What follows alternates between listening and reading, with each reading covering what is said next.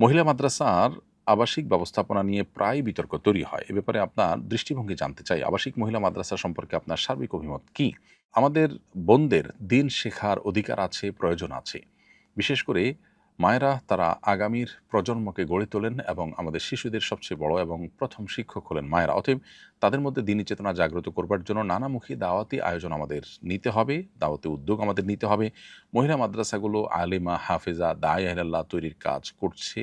এটা জোরালোভাবে করা উচিত। এটা নিয়ে ভিন্ন মত করবার খুব বেশি কারণ দেখি না। তবে আবাসিক যে ব্যবস্থাপনা সেটি আসলে মাদ্রাসায় মেয়েদের জন্য হোক বা ছেলেদের মাদ্রাসা ছোট বাচ্চাদের জন্য হোক, এসব ক্ষেত্রে সর্বোচ্চ সতর্কতা অবলম্বন করা জরুরি, যাতে করে কোনো প্রকার অনাচার এবং কোনো প্রকার অন্যায় কিছু ঘটতে না পারে।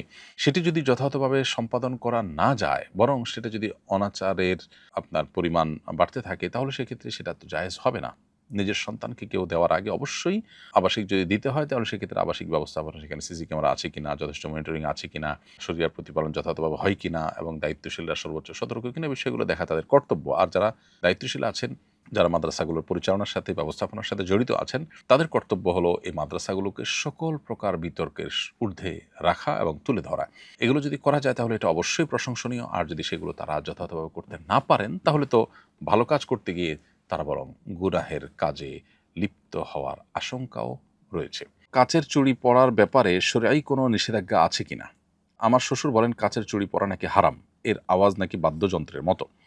এই প্রশ্ন উত্তর হলো যে কাচের চুড়ি পরা এটা শরিয়াত দৃষ্টিকোণ থেকে নাজায়েজ কোনো কাজ নয়। কেউ যদি নিষেধ করে থাকেন, সেটি একান্তই তার না জানার কারণে তিনি বলেছেন বা ধারণা থেকে তিনি বলেছেন।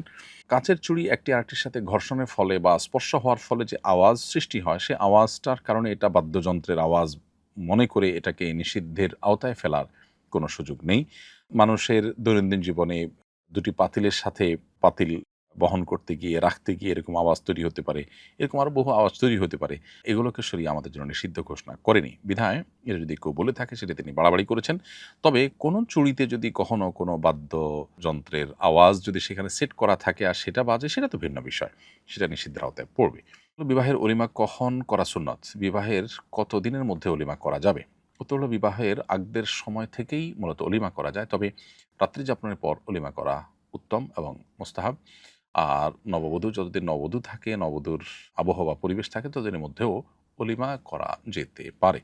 অতএব অলিমা করার বিষয়টি একেবারে নির্দিষ্ট একটা সময়ের জন্য ফিক্সড, এর একটু আগে বা পরেও করা যাবে না, ব্যাপারটা সেরকম না। যদিও উত্তম সময় হলো রাত্রি যাপনের পর। বাসার ছোট শিশুরা পেশাব করার পর পানি ব্যবহার করে না, যার ফলে তাদের কাপড়ে পেশাব লেগে থাকে। এমন শিশুদের কোলে নিলে আমার পোশাক বা শরীর নাপাক হবে কিনা? নাপাকি লেগেছে কিনা এ বিষয়ে নিশ্চিত না হলে বা কাপড় শুকনো থাকলে পবিত্রতার বিধান কি?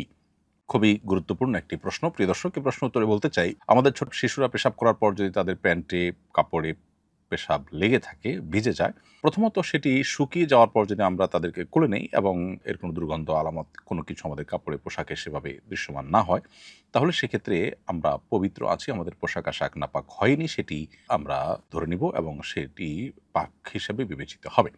আর যদি তাদের পোশাকের যে আর্দ্রতা বা নাপাকি, সেটা আমাদের কোলে নেওয়ার ফলে যদি আমাদের শরীরে বা কাপড়ে লেগে ভিজে যায়, তাহলে সেক্ষেত্রে অবশ্যই যে অংশটুকু ভিজেছে সেটুকু নাপাক হিসেবে বিবেচিত হবে এবং সেটি ধুয়ে পাক করতে হবে। এভাবে আমরা পবিত্রতার বিধান নির্ণীত করব ইনশাআল্লাহ তাআলা। আর যদি নাপাকের কোনো আলামত না থাকে, শুকিয়ে গেছে, সেরকম হালকা ভেজা যেটুকু, সেটুকুর কোনো ভেজা ভাব আমাদের কাপড়ের শরীরে আসেনি, তার ফলে অপবিত্র হয়েছি আমরা বা আমাদের কাপড় অপবিত্র হয়েছে, সেই রকম কোনো বিধান প্রযোজ্য হবে না। এরপরে প্রশ্ন হলো, কুপ্রবৃত্তি নিয়ন্ত্রণ করার উপায় কি? কুপ্রবৃত্তি নিয়ন্ত্রণ করবার জন্য আমাদেরকে নিজের বিরুদ্ধে নিজের সংগ্রাম চালাতে হবে। অর্থাৎ নিজের নফস বা আমার প্রবৃত্তি কোনো কিছু চাইলেই সেটা আমি করব, ব্যাপারটা সেরকম না। যদি সেটি নিষিদ্ধ হয়, হারাম হয়, তাহলে সেটা থেকে বেঁচে থাকার জন্য আত্মসংগ্রাম চালাতে হবে, মনের বিরুদ্ধে চলার চেষ্টা করতে হবে। এক্ষেত্রে আমাদের জন্য সবচেয়ে বড় বাধা হলো শয়তানের ওয়াসওয়াসা এবং শয়তানের ফাঁদগুলো। এজন্য একজন ঈমানদার কুপ্রবৃত্তিকে নিয়ন্ত্রণে রাখবার জন্য নিজের প্রচেষ্টার পাশাপাশি শয়তান যেন কোনোভাবে তাকে দুর্বল করে ফেলতে না পারে, শয়তান যেন কোনোভাবে তার উপরে প্রভাব বিস্তার করতে না পারে, সেজন্য সচেষ্ট থাকতে হবে। যে সমস্ত গুনাহগুলোর ব্যাপারে শরিয়া আমাদেরকে সতর্ক করেছে, কোরআন হাদিস আমাদেরকে সতর্ক করেছে, যে গুনাহগুলোর সাথে শয়তানের কোনোভাবে লিঙ্ক প্রমাণিত হয়, সেগুলো থেকে বেঁচে থাকার সর্বোচ্চ চেষ্টা করতে হবে। দৈনন্দিন জীবনে সুন্নাহর অনুসরণ, এবং কোরআন হাদিস নিষিদ্ধ বিষয়গুলো থেকে বেঁচে থাকা, স্পেশালি আপনার মিউজিক, তারপরে আপনার হারাম উপার্জন, তারপর শয়তানের বিচরণ ক্ষেত্রগুলোতে বিচরণ বা শয়তানের নির্দেশিত পথে পথ চলা, এবং যৌনতা সংশ্লিষ্ট যে গুনাহগুলো আছে সেগুলোতে লিপ্ত হওয়া, বিকৃতিতে লিপ্ত হওয়া, এগুলো শয়তানের মাদাখেল বা শয়তান মানুষের ভিতরে প্রভাব বিস্তার করার যে উপায়গুলো আছে সেগুলোর মধ্যে থেকে অন্যতম। এজন্য এই বিষয়গুলো থেকে বিশেষভাবে বেঁচে থাকার জন্য সচেষ্ট আমাদেরকে থাকতে হবে ইনশাআল্লাহ। তাহলে নিজের কুপ্রবৃত্তিকে আমরা নিয়ন্ত্রণ করতে পারবো। সেই সাথে আল্লাহ তাআলার কাছে দোয়া করতে হবে। নবী সাল্লাল্লাহু আলাইহি ওয়াসাল্লাম বিভিন্ন রকমের দোয়া আমাদেরকে শিখিয়েছেন। আল্লাহুম্মা আতি নাফসি তাকওয়াহা ওয়া যাক্কিহা ওয়া আনতা খায়রু মান যাক্কাহা। আল্লাহ, আপনি আমার নফসকে পবিত্র করুন, আপনি সর্বোত্তম পবিত্রকারী নফসের জন্য। এছাড়া নবী সাল্লাল্লাহু আলাইহি ওয়াসাল্লাম দোয়া শিখিয়েছেন আমাদেরকে, আল্লাহুম্মা আলহিমনি রুশদি, আল্লাহ আমার নফসকে, আমার প্রবৃত্তিকে ভালো কাজে চলার জন্য আপনি পথনির্দেশ করুন। এবং ওয়ালা তাকিলনি ইলা নাফসি তারফাতা আইন, আল্লাহ আমার নিজের প্রতি, অন্য আরেকটা দোয়ার অংশ এটি, ওয়ালা তাকিলনি ইলা নাফসি তারফাতা আইন, আল্লাহ আমার নিজের নফসের কুপ্রবৃত্তির গোলাম যেন আমি না হই, সে যেন তার কথা মতো যেন একটা মুহূর্ত আমি না চলি, বরং কুপ্রবৃত্তি বা খারাপ মনোবাসনা যেটি, এটি থেকে যেন আমি বেঁচে থাকতে পারি। সেজন্য নবী আলাইহিস সালামের শেখানো যাবতীয় দোয়াগুলো আমরা আল্লাহর কাছে নিবেদন করব ইনশাআল্লাহ তাআলা। আমি আল্ট্রাসনোগ্রাফি ডাক্তার। বিভিন্ন নারীদের আল্ট্রাসনোগ্রাফি ফুটেজ আমি আমার পেজে আপলোড করে ডাক্তারি পরামর্শ দিতে চাচ্ছি, যাতে আমার কাছে আল্ট্রাসনোর জন্য বেশি রোগী আসে। এক্ষেত্রে রোগীর শরীরের বাইরের কোনো অংশ দেখাবো না, শুধু পেটের ভেতরের অংশ দেখাবো। এবার ভিডিও বানিয়ে কি আপলোড করা যাবে? যেহেতু এটা আসলে পর্দার অন্তর্ভুক্ত নয়, আল্ট্রাসনোগ্রাফিতে যে শরীরের ভেতরের অংশ দেখা যায়, এটা বিশেষ করে আপনার সাধারণ যে আল্ট্রাসনোগ্রাফি হয়ে থাকে সেখানে আবসা আবসা যে শুধুমাত্র ডামি টাইপের কিছু শরীরের ছাপটা বোঝা যায়, এটা আসলে চোখের পর্দার আওতাভুক্ত নয়। এটা দেখলে গুনাহ হয়, ব্যাপারটা সেরকম না। তারপরও অনেক ক্ষেত্রে এটা মানুষের প্রাইভেসির বিষয় হতে পারে। বিধায় আপনি কি ধরনের জিনিস দিতে চাচ্ছেন সে বিষয়টা আরেকটু স্টাডি করে তারপরে আপনার এই সিদ্ধান্ত নেওয়াটা ভালো মনে করছি আমি। প্রয়োজনে বিষয়ে ভালো কোনো আলিমের সাথে আপনি সরাসরি সাক্ষাৎ করে বা ডিটেইল আরেকটু খুলে বলে দেখিয়ে কিছু নমুনা, তারপর আপনি এ বিষয়ে পদক্ষেপ নেওয়ার জন্য আপনাকে আমরা পরামর্শ দিব। সন্তানের নাম পরিবর্তন করলে কি পুনরায় আকিকা দিতে হয়?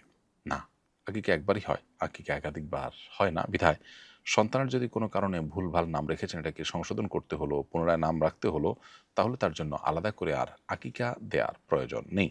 বরং আকিকা আগেরটাই চলবে, আর আপনি নাম শুধুমাত্র অর্থবহ কোনো নাম না রেখে থাকলে বা নিষিদ্ধ শরিয়ার আলোকে এরকম কোনো নাম রেখে থাকলে পরবর্তীতে যখন জানতে পারবেন সেটিকে আপনি পরিবর্তন করবেন। এর জন্য অফিসিয়াল প্রসিডিউর যা আছে সেটা আপনি মেনটেন করবেন, কিন্তু আকিকা দেওয়ার কোনো নির্দেশনা আর নেই।